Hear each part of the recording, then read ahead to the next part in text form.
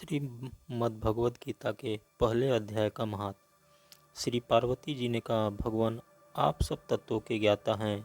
आपकी कृपा से मुझे विष्णु संबंधी नाना प्रकार के धर्म सुनने को मिले हैं जो समस्त लोक का उद्धार करने वाले हैं। देवेश, अब मैं गीता का महात्म सुनाना चाहती हूँ, जिसका श्रवण करने से श्री हरि में भक्ति बढ़ती है।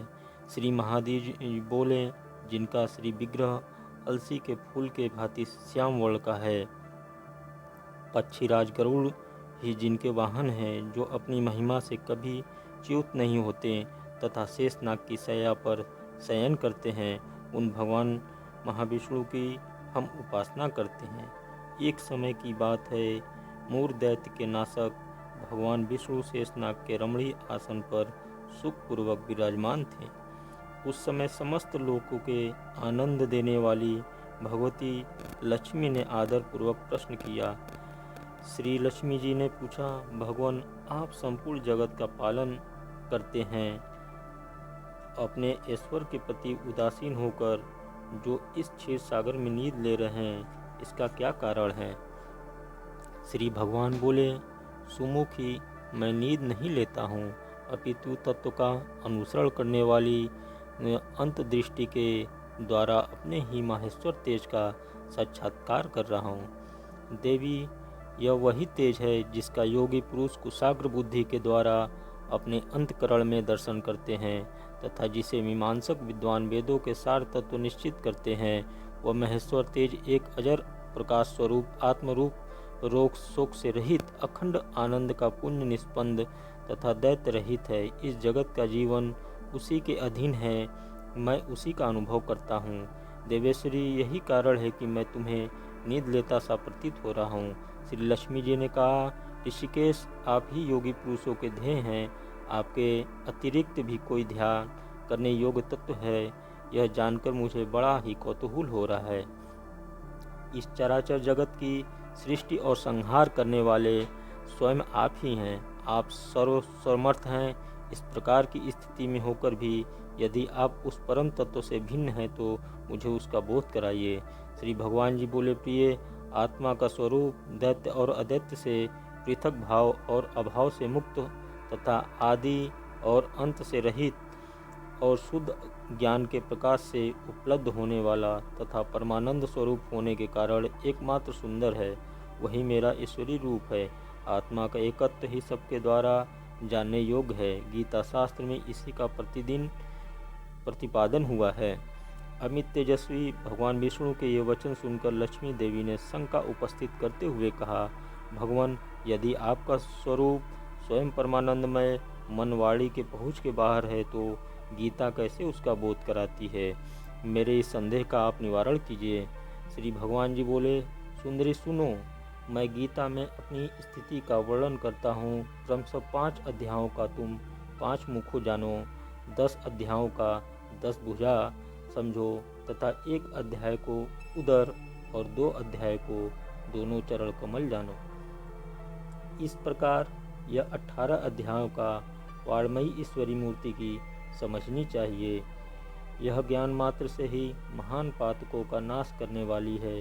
जो उत्तम बुद्धि वाला पुरुष गीता के या आधे अध्याय का अथवा 1 आधे या चौथाई श्लोक का भी प्रतिदिन अभ्यास करता है, वह सुशर्मा के समान मुक्त हो जाता है। श्री लक्ष्मी जी ने पूछा, देव, सुशर्मा कौन था, किस जाति का था और किस कारण से उसकी मुक्ति हुई?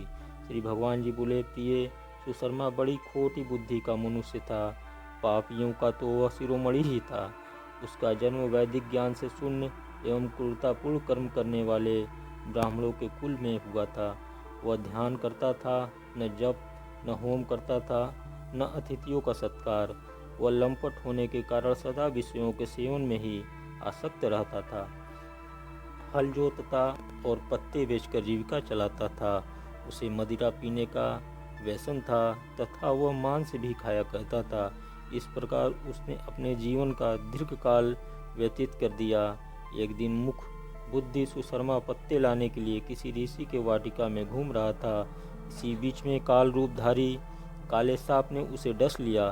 सुशर्मा की मृत्यु हो गई तदंतर वह अनेक नरकों में जा वहीं यातनाएं भोगकर मृत्युलोक में लौट आया। वहाँ बोझ ढोने वाला बैल हुआ। उस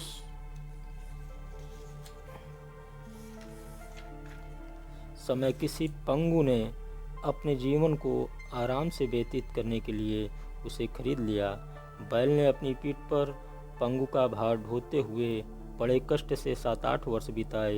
एक दिन पंगु ने किसी ऊंचे स्थान पर बहुत देर तक बड़ी तेजी के साथ उस बैल को घुमाया। इससे वह थककर बड़े वेग से पृथ्वी पर गिर पड़ा और मूर्छित हो गया। उस समय वहाँ कौतूहलवश आकृष्ट बहुत से लोग एकत्रित हो गए। उस जन समुदाय में से किसी पुण्य आत्मा व्यक्ति ने उस बैल का कल्याण करने के लिए उसे अपना पुण्य दान किया।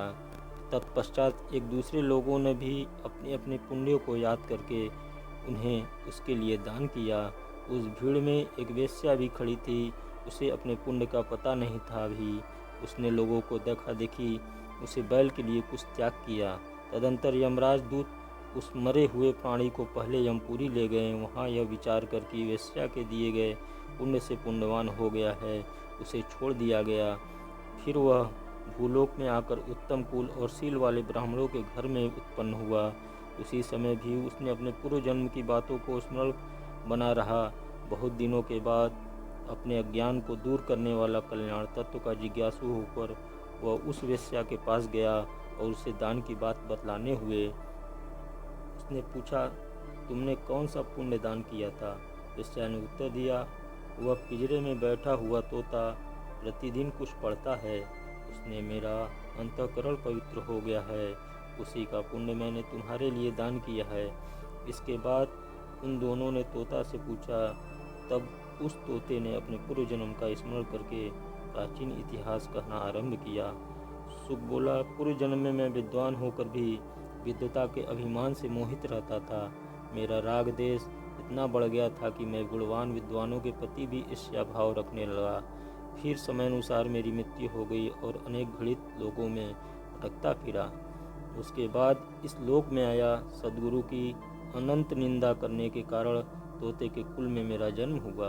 पापी होने के कारण छोटी अवस्था में ही मेरे माता पिता से वियोग हो गया।